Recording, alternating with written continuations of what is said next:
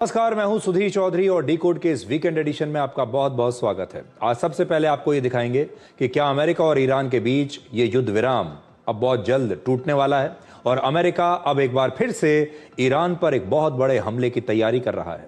America का तीसरा aircraft carrier Iran के बहुत नजदीक पहुंच चुका है। वर्ष 2003 में इराक युद्ध के बाद पहली बार अमेरिका के तीन एयरक्राफ्ट कैरियर इस समय पश्चिम एशिया में तैनात हैं और अमेरिका ने अब तक ईरान के आसपास कभी भी अपनी सेना इतनी बड़ी संख्या में तैनात नहीं की थी।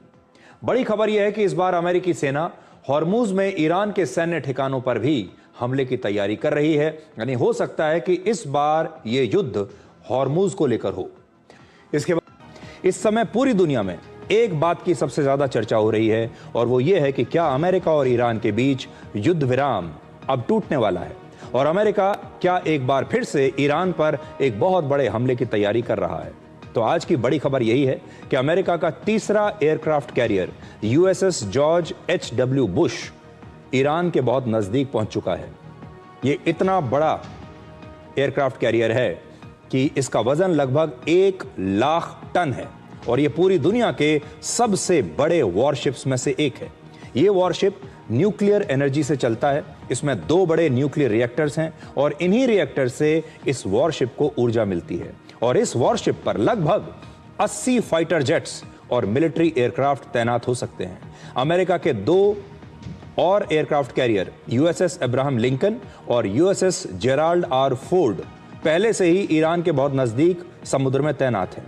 तो अब आप समझ सकते हैं कि अमेरिका के 3 सबसे बड़े एयरक्राफ्ट कैरियर ईरान के बहुत नजदीक इस समय अरब सागर में तैनात हैं। नक्शे पर भी हम आपको उनकी लोकेशन दिखाएंगे, लेकिन देखिए ये नक्शे पर देखिए कि अमेरिका के ये जो तीनों एयरक्राफ्ट कैरियर हैं ये ईरान के कितने नजदीक इस समय अरब सागर में तैनात कर दिए गए हैं। हालांकि इस मानचित्र पर अरब सागर में जिस जगह पर ये वॉरशिप्स आपको दिखाई दे रहे हैं ये उनकी सटीक लोकेशन नहीं है, क्योंकि कोई भी देश समुद्र में अपनी नौसेना की सटीक लोकेशन कभी नहीं बताता। वर्ष 2003 में इराक पर हमले के बाद यानी पिछले 23 वर्षों में यह पहला मौका है जब पश्चिम एशिया में अमेरिका के 3 एयरक्राफ्ट कैरियर एक साथ मौजूद हैं। ये एयरक्राफ्ट कैरियर अपने आप में समुद्र में तैरता हुआ एक बहुत बड़ा मिलिट्री बेस है जिस पर fighter jets, helicopters, military aircraft और हजारों सैनिक तैनात होते हैं। इन तीनों वॉरशिप्स पर कुल मिलाकर लगभग 200 एयरक्राफ्ट और 15,000 नौसैनिक तैनात हैं। ये एक बहुत बड़ी सैन्य ताकत है। इन 3 एयरक्राफ्ट कैरियर पर तैनात 200 एयरक्राफ्ट अगर किसी देश की सेना होते तो ये सेना ताकत के मामले में पूरी दुनिया में 14वें नंबर पर होती। अब आप सोचिए, ईरान की सेना पूरी दुनिया में 16वें नंबर पर आती है और अमेरिका ने इन 3 एयरक्राफ्ट कैरियर पर अपनी जितनी सेना और जितने फाइटर जेट्स तैनात किए हुए हैं, अगर उसी को हम एक अलग सेना मान लें तो ये 14वें नंबर पर आएगी। यानी ये जो सेना है ये ईरान की 16वें नंबर की सेना पर, इतनी सी सेना जो भेजी है उन्होंने अमेरिका ने, ये उस पर भारी पड़ जाएगी।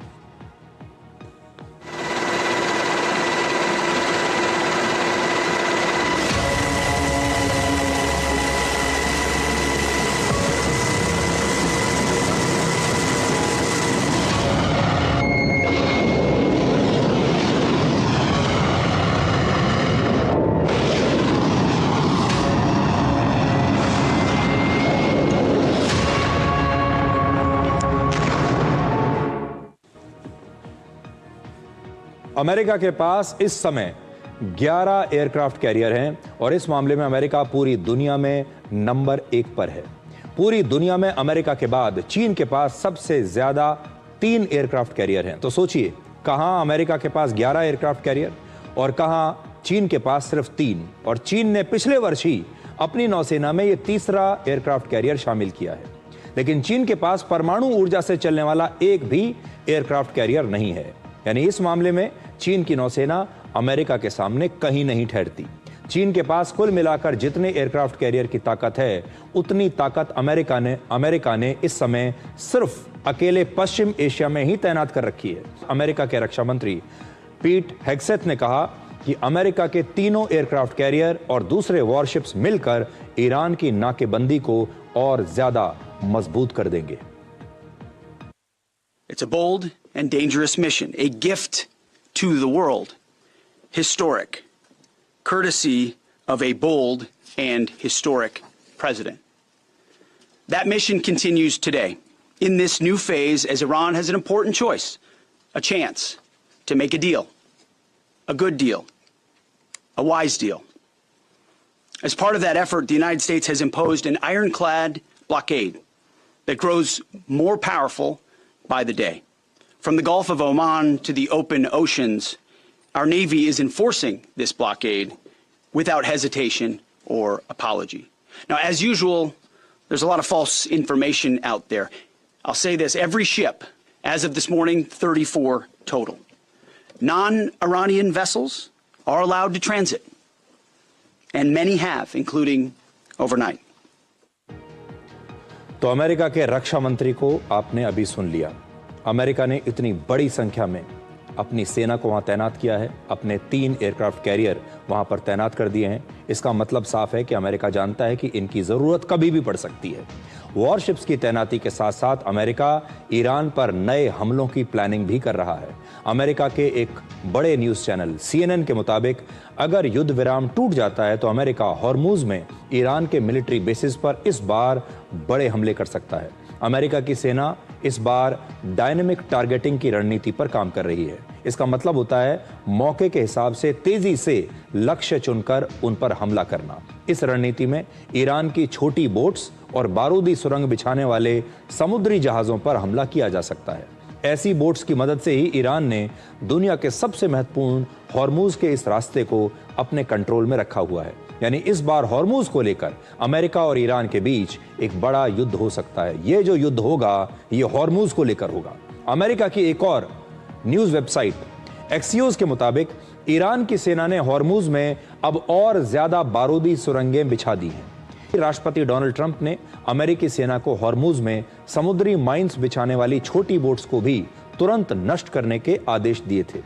यानी अमेरिका के लिए इस समय ये छोटी छोटी बोट्स ही सबसे बड़ा सिरदर्द है।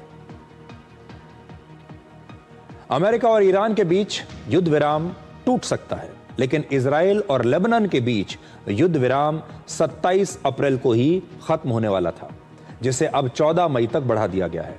यह सीज फायर इजराइल और लेबनान से 9,500 किलोमीटर दूर वॉशिंगटन DC में हुआ है और व्हाइट हाउस में हुई इस बैठक की मध्यस्थता खुद अमेरिका के राष्ट्रपति डोनाल्ड ट्रंप ने की है।